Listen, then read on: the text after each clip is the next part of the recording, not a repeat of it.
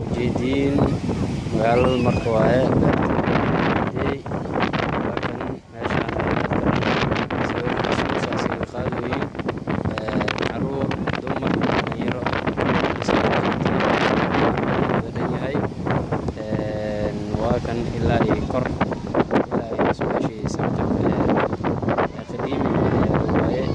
halkaan oo ujeediin